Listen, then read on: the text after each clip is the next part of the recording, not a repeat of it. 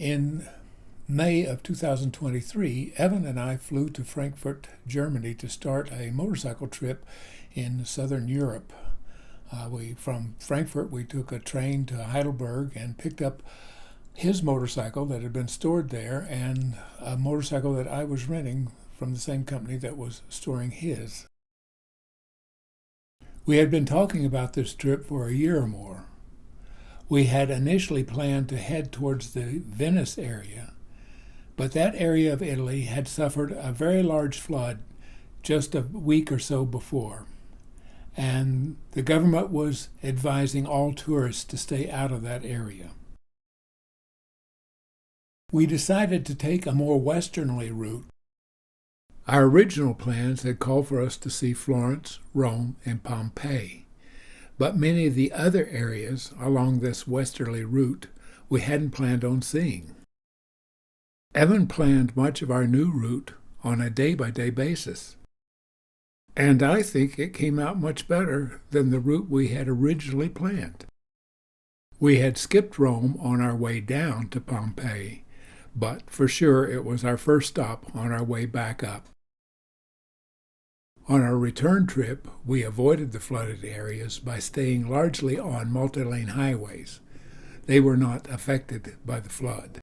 It was a super trip, and I can't imagine it would have been better if we had gone with our original plan.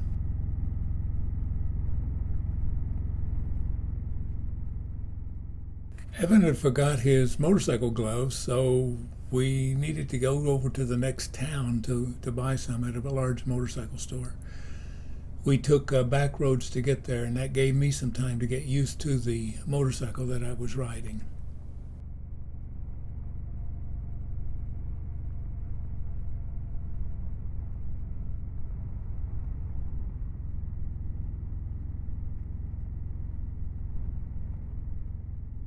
After the motorcycle store, we got on the German Autobahn. It is much faster than the rural roads, and we needed to make some time.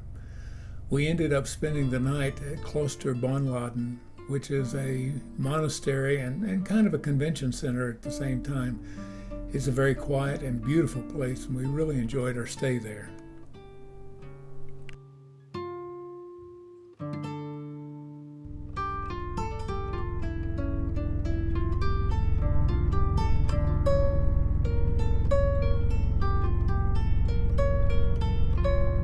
The next morning we got up and left the monastery, drove through the adjacent town, Berkheim, Germany.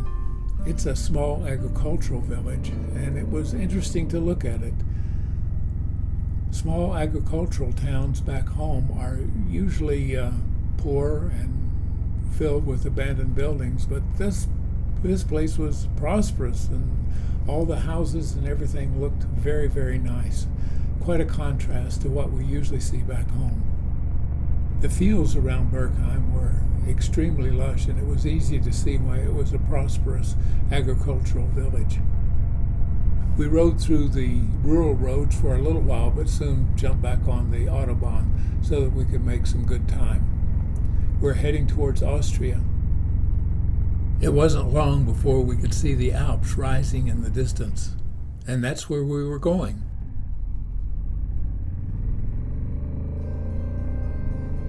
We could see at a distance a small church, St. Columbus, and we just had to stop and take a look. The church was named after an Irish pilgrim who passed through here in 1012 on his way to the Holy Lands.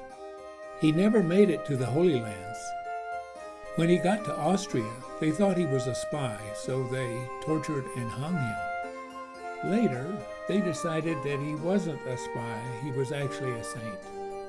You know, that's an easy mistake to make. As we continued along, the fields changed to forest, and we were on our way to Austria.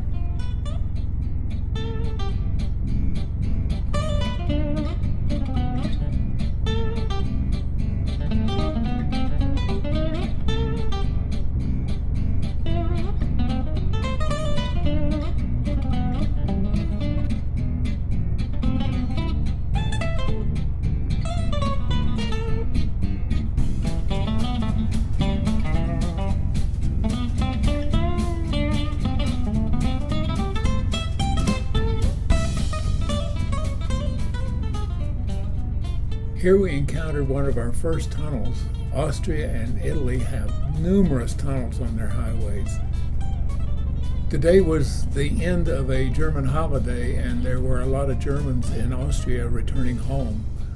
They only allow so many cars in the tunnel at one time, and so there was a tremendous traffic jam. Eventually, we passed the traffic jam and made our way into Italy.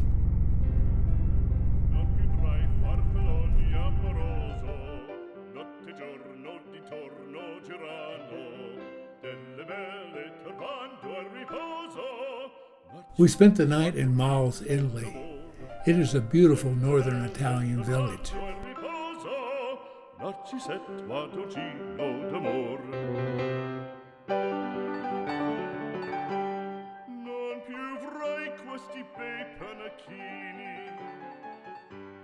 The next morning we got up and headed towards Switzerland. We wanted to ride the Fula Pass, which had just opened. On our way, we passed through several small towns, and I found them very interesting. They've been around for centuries and haven't changed very much. That tells me that they must be very human in their construction. Sometimes I think our towns are designed more for automobiles than they are for people.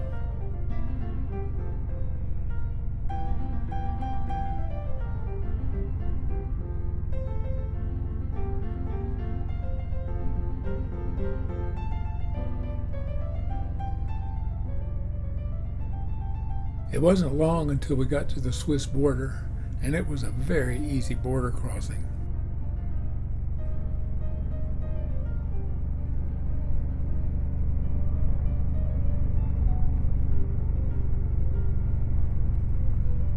The yellow flowers are actually dandelions, and they covered all of the mountain meadows we saw along the way.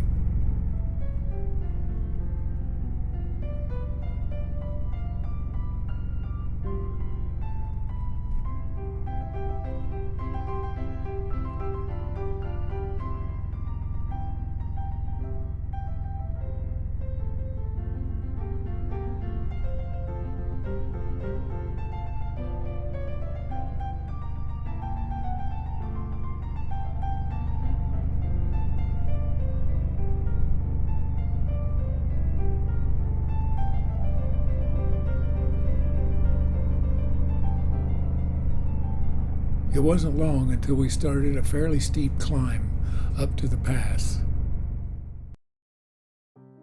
The mountain scenery was spectacular.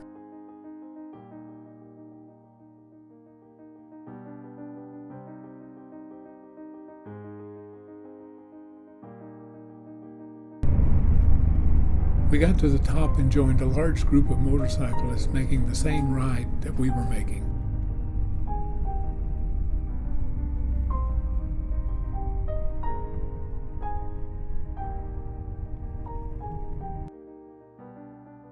We took a few pictures, did a quick selfie, and then headed down from the pass. We had one more pass to do before the day was over and before we made our way back into Italy.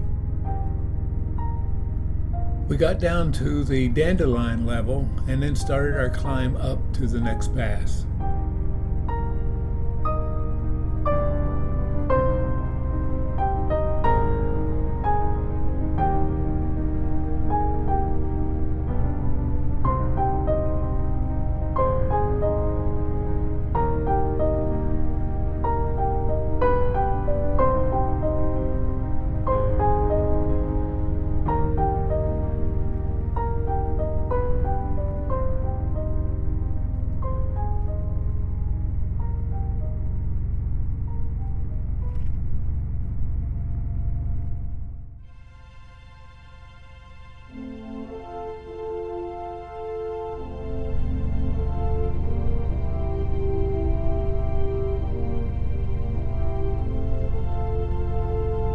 Wow, what a road. This road had 55 of the sharpest hairpins I've ever ridden.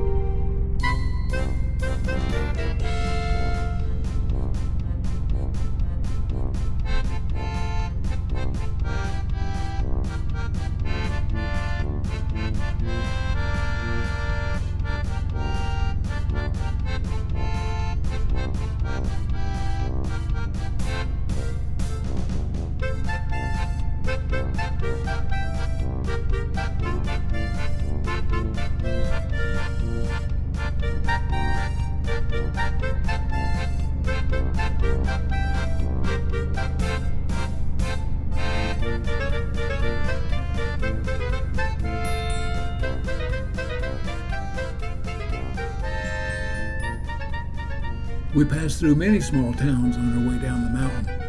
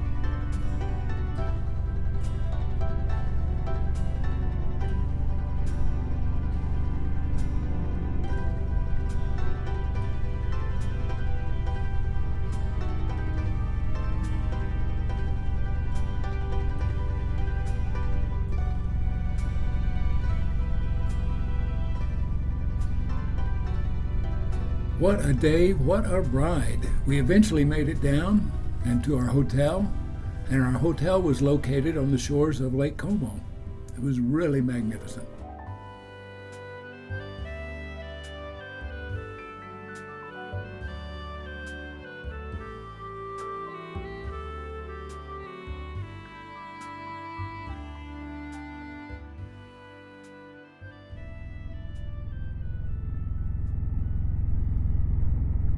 The next morning we got up and headed out again.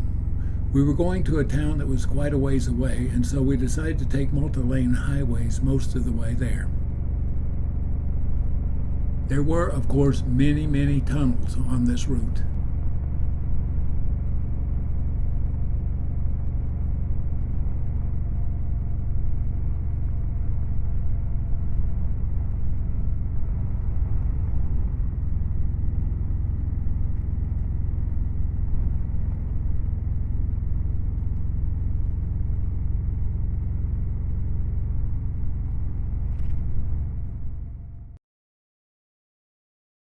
We got to Bobbio, Italy early enough in the afternoon to do some exploring and to see the old Roman bridge.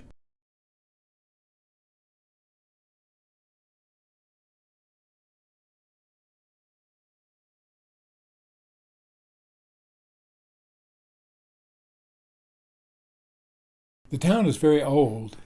It was founded in 614 CE, and we had a great time just walking around and looking at things.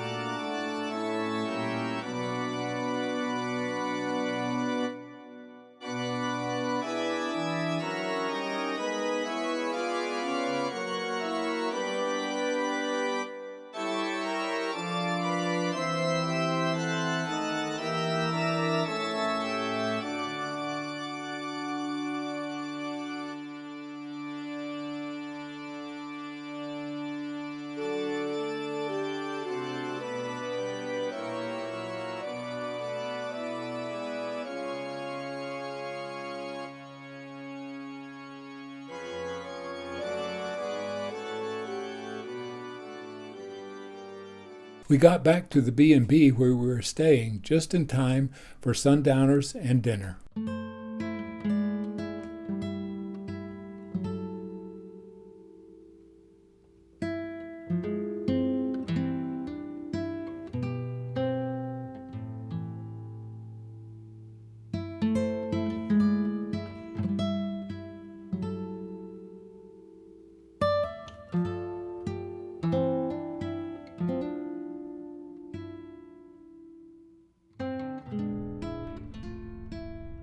The next day we wanted to try riding on local roads as much as possible, But we were going to Florence, and it was quite some distance. We did ride on local roads for a while, but eventually had to get back on multi-lane highways to make some time.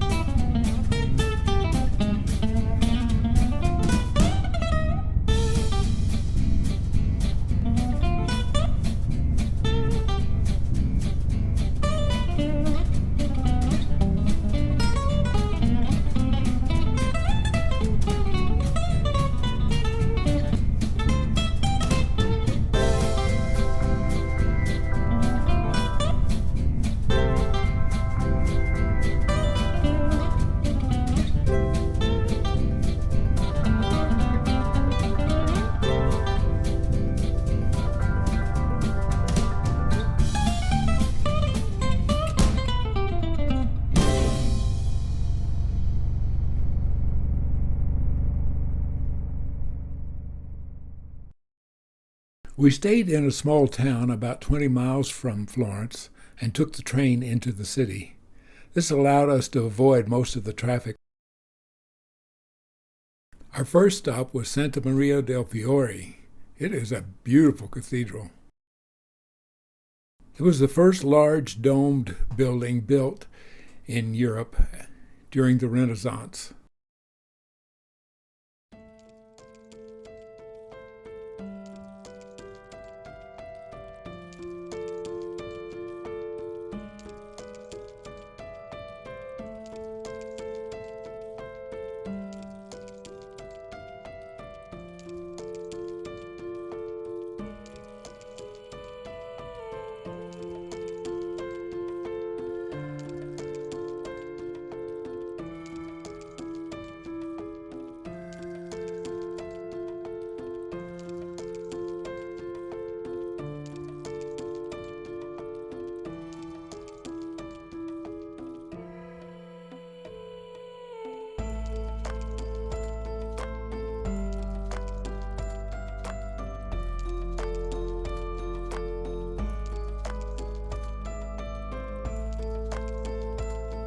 The cathedral is magnificent, but we also had a great time just walking around Florence, looking at all the various sights.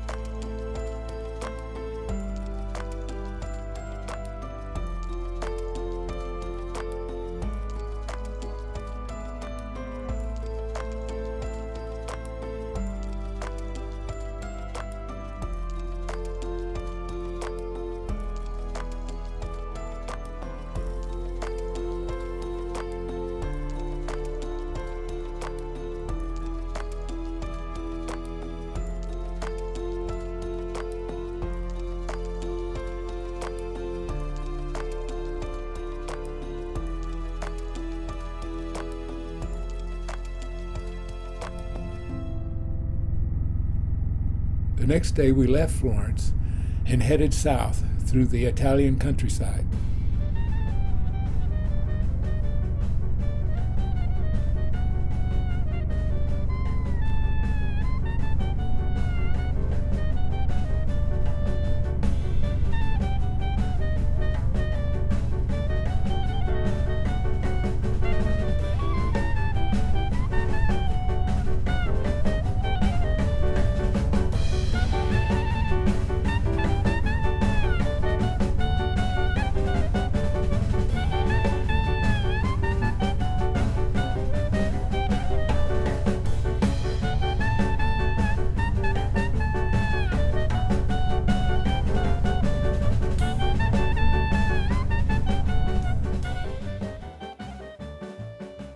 We stored our gear at our B&B and headed out walking. We were going to Civita, the old ancient city.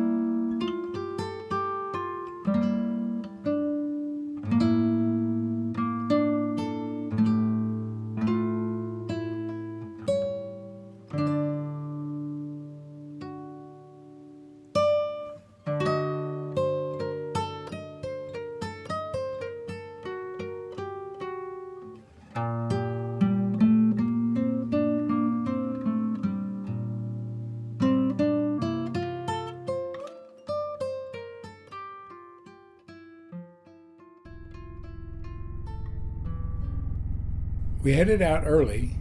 We knew this day was going to be longer than most because we were heading from Civita all the way down to Pompei, and it's quite a ride.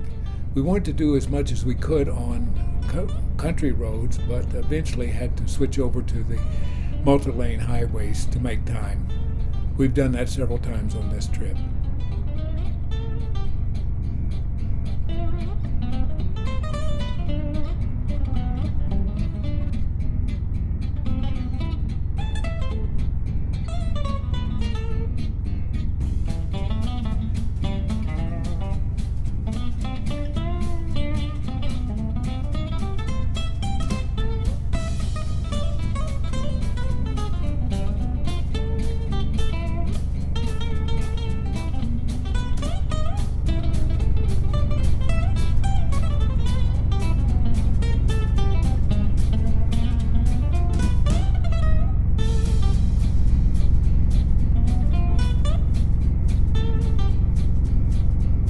Naples is a large city near Pompei, and Naples had just won the National Football Championship. The streets of Pompei were decorated, celebrating their victory. Our B&B was very near the center of Pompei. The next morning we got up, walked a few blocks to the train station, and headed into Naples. We wanted to see the National Archaeological Museum there. I had no idea that the Romans had produced so many statues. There were just rooms and rooms and rooms full of statues. In Roman times, these statues were painted with very colorful paints.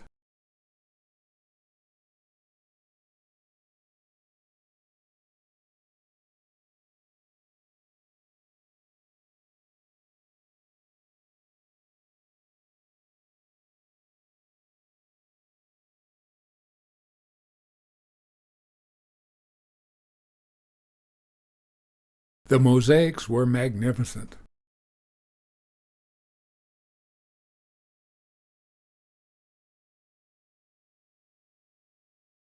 Eventually, we got back to our B&B and dinner. What a day. The ancient city of Pompei was only a few blocks from our B&B, and we headed there for the day. It is hard to think about Pompei without thinking about Vesuvius.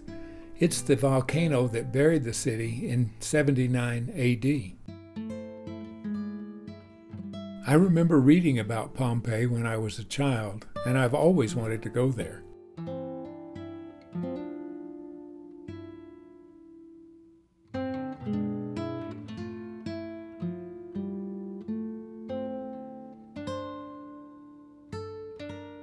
In its day, this must have been a very colorful city. The walls were covered in colorful plaster.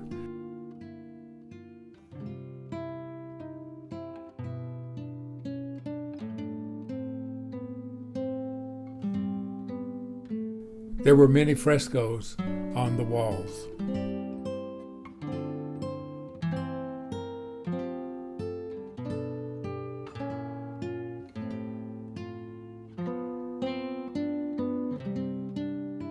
Many of the floors were covered in mosaics.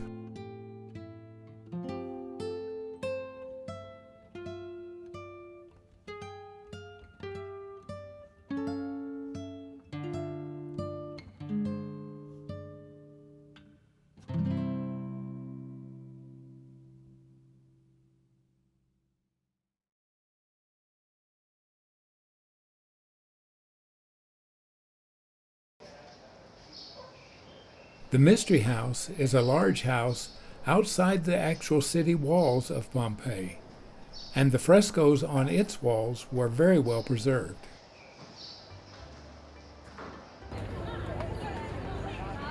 In the evenings, the new Pompeii is alive with people going out to dinner, walking, talking, and just enjoying being outside.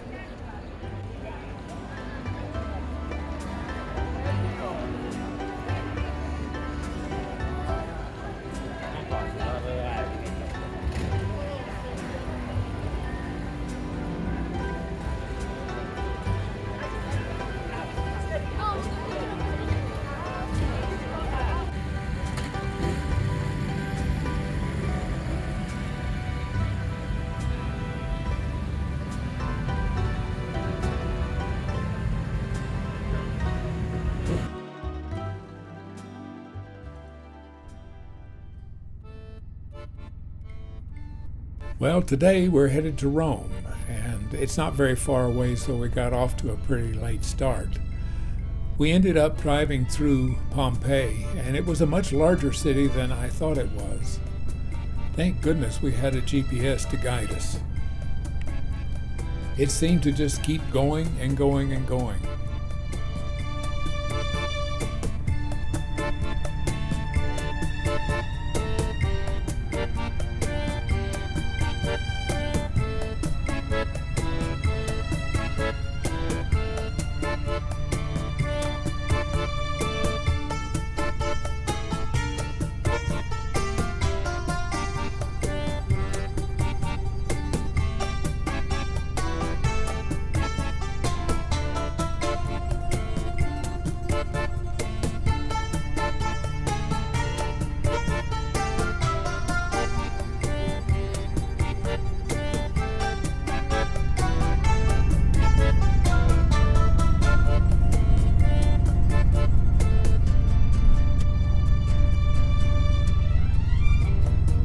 We stayed in a small town, Tivoli Terme, about 25 miles outside of Rome. This allowed us to avoid all the traffic on our motorcycles. We took a train into town and then a subway to the Colosseum.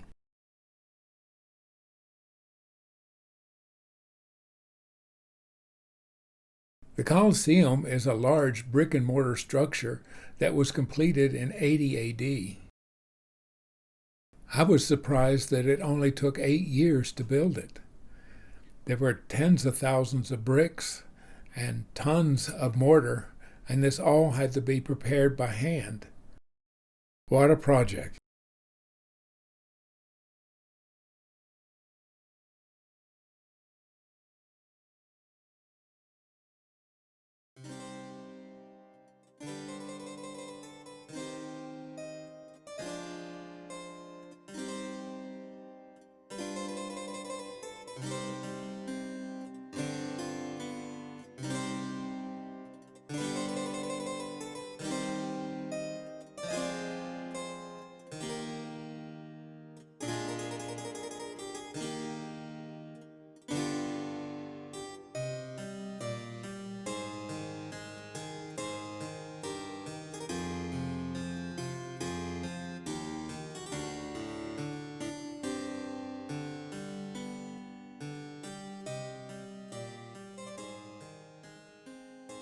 The Arch of Constantine is the largest arch built by the Romans. The statuary for its facade came from several other older arches. The Roman Forum was just across the street from the Colosseum. We made our way over there in the afternoon.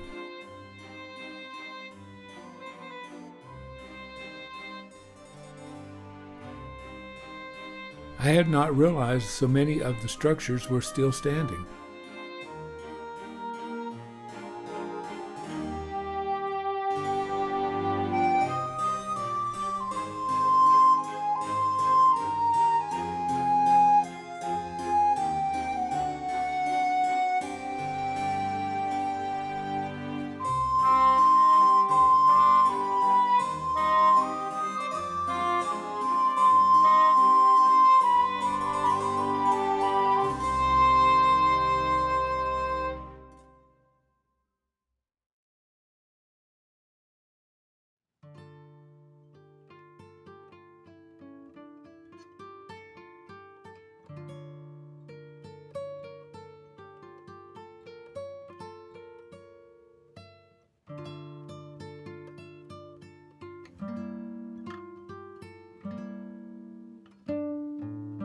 We spent most of the afternoon at the Forum and then headed over to the Trevi Fountain. I've always wanted to see it.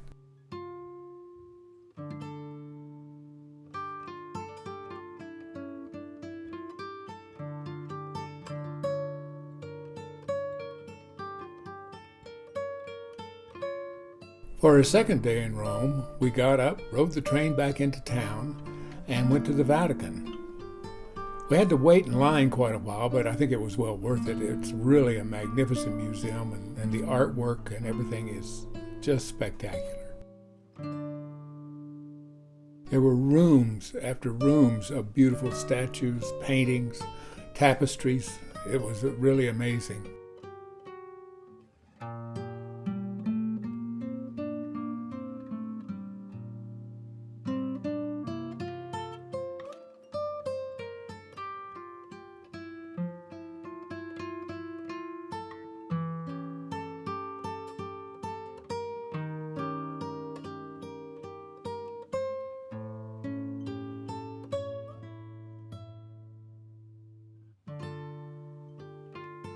We ended our tour in the Sistine Chapel, and I've always wanted to see that. I've seen pictures of it all my life, but it was really, really nice to see it. Regrettably, though, they don't allow you to take pictures in the Sistine Chapel, so I have no pictures to show you, but you can probably find them online almost any place.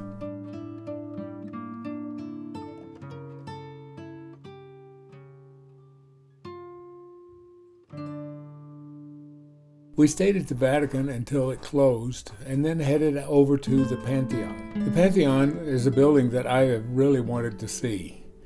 It was commissioned in 126 AD by the Emperor Hadrian, and it has stood ever since and been used. It's not just an empty relic.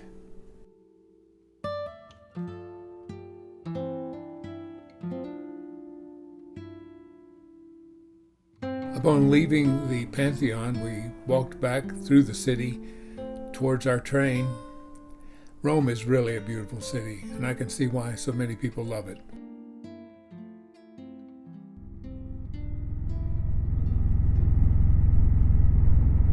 The next day we left Rome. It was going to be a long day on multi-lane highways. We had a long distance to travel.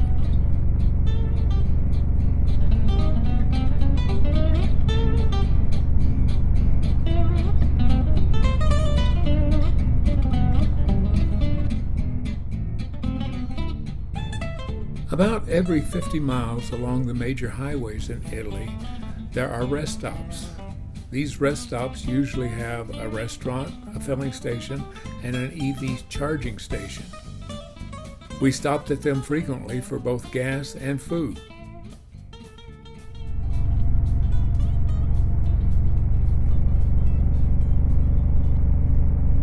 The multiple lane roads that we rode on in Italy are really excellent roads.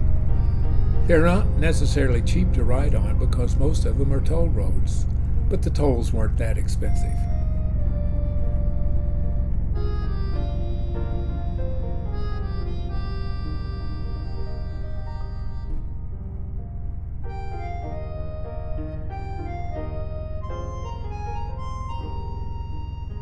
After a long 300-mile day, we made it to our hotel and a very nice restaurant across the street.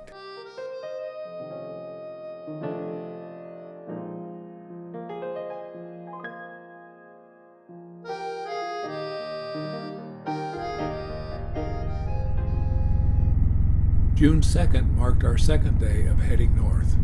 We still had many miles to cover, so we stayed largely on multi-lane highways, at least in the morning.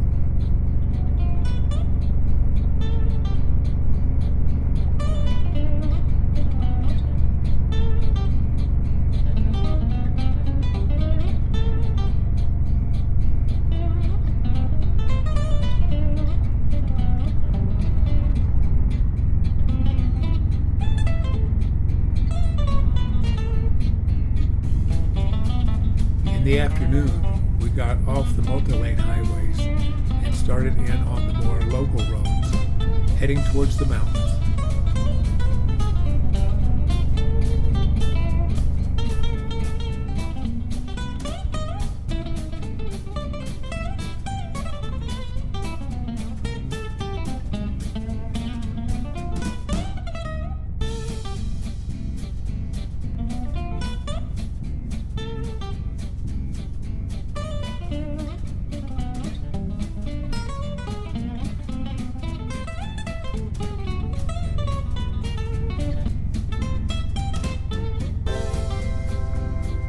For the most of this trip, we had excellent weather.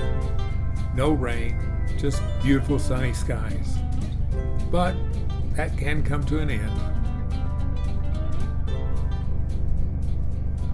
By early evening, we had made our way to Cortina, Italy. You could tell by the shops that we saw there, it is a town that caters to fairly wealthy tourists. The Audi they had on display only cost $140,000. It is a beautiful city, and the mountains around it are spectacular.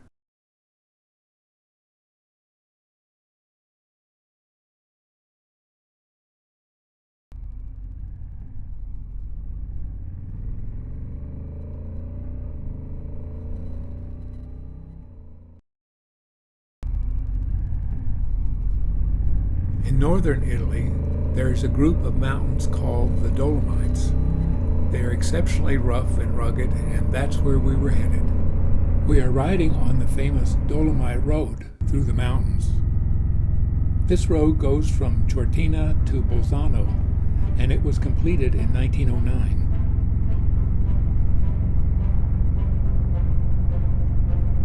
It was really fun to be off of the big multi-lane highways and back onto the curvy mountain roads. The scenery was spectacular.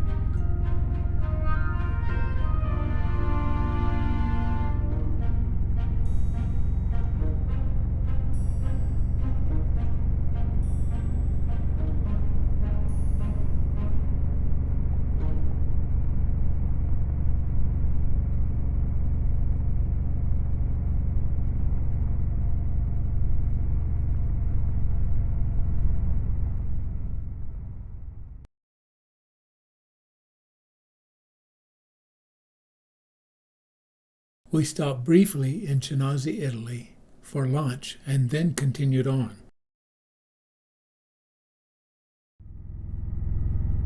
It rained again, but it was only a light sprinkle.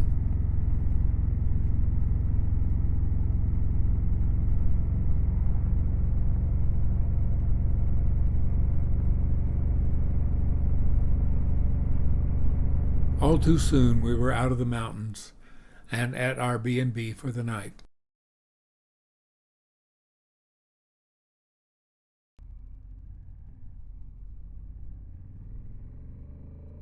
The day started overcast, but we weren't going to let a little rain dampen our spirits.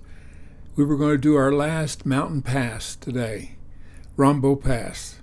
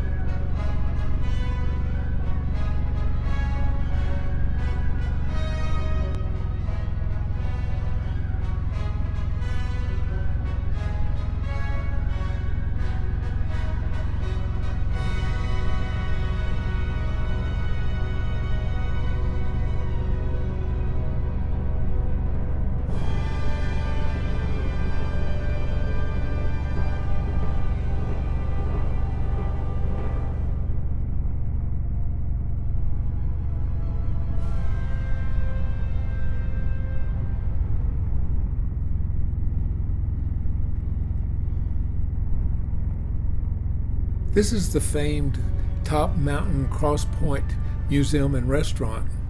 It burned several years back, but has since been rebuilt. We didn't have time to go through the museum, but we did stop for lunch.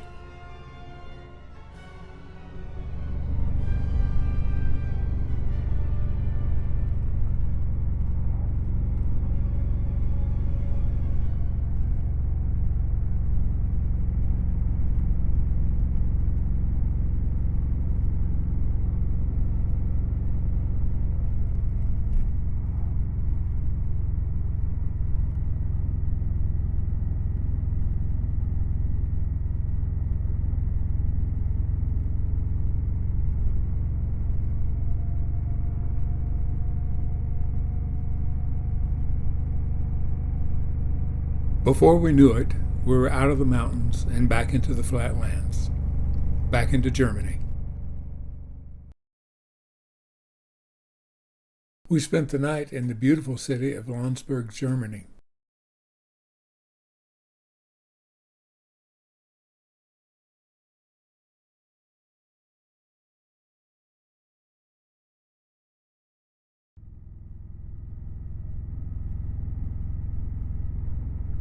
The next morning we left Landsberg in search of a true German castle.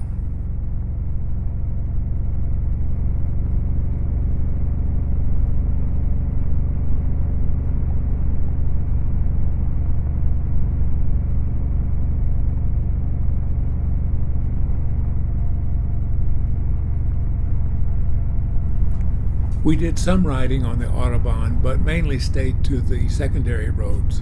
They're much more scenic, and we enjoyed them a lot more.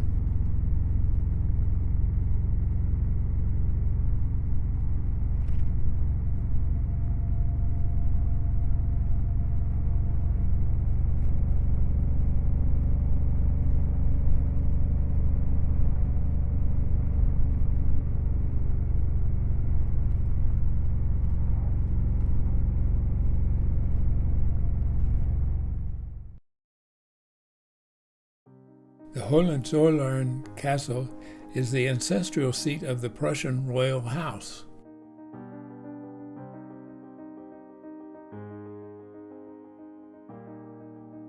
The construction of this castle was completed in 1867. It is a beautiful neo-Gothic structure.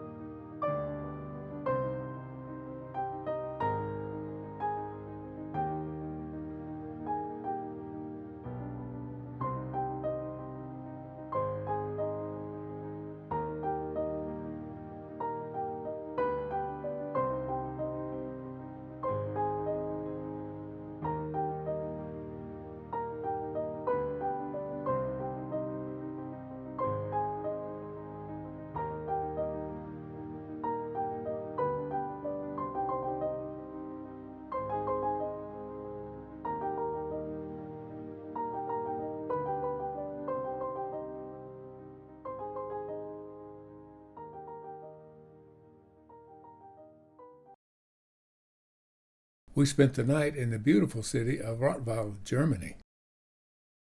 This was our last day of travel, and neither of us were in a hurry to get started. We spent some time just walking around, taking pictures of the city.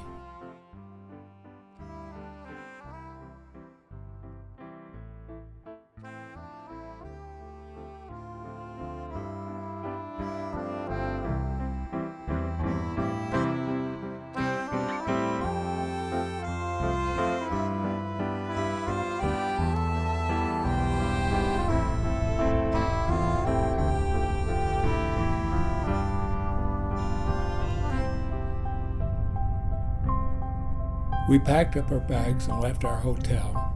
This was our last day of travel, and both of us wanted to see the Black Forest. I had heard about the Black Forest all my life.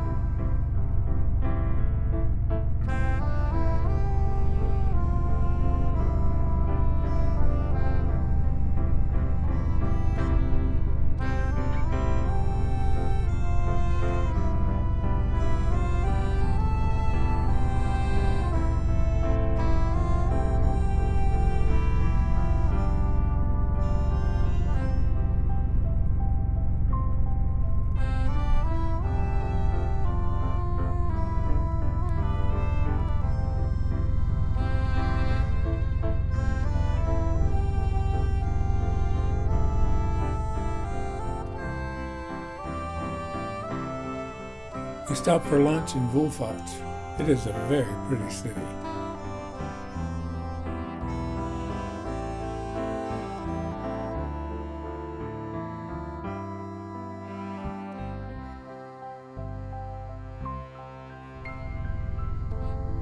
After lunch, we hit the road again, knowing that this was our last leg of our journey.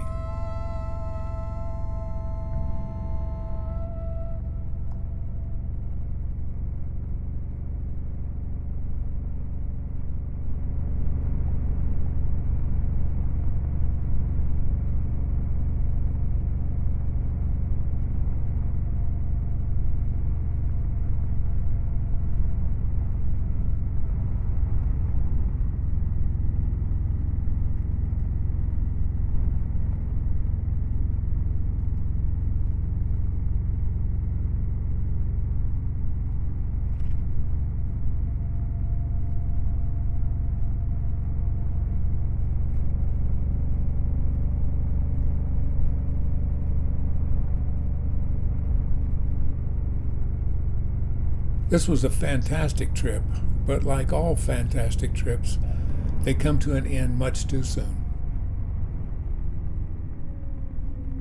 We still had a few miles to go, but we pulled off the road to stretch our legs and to take one last selfie.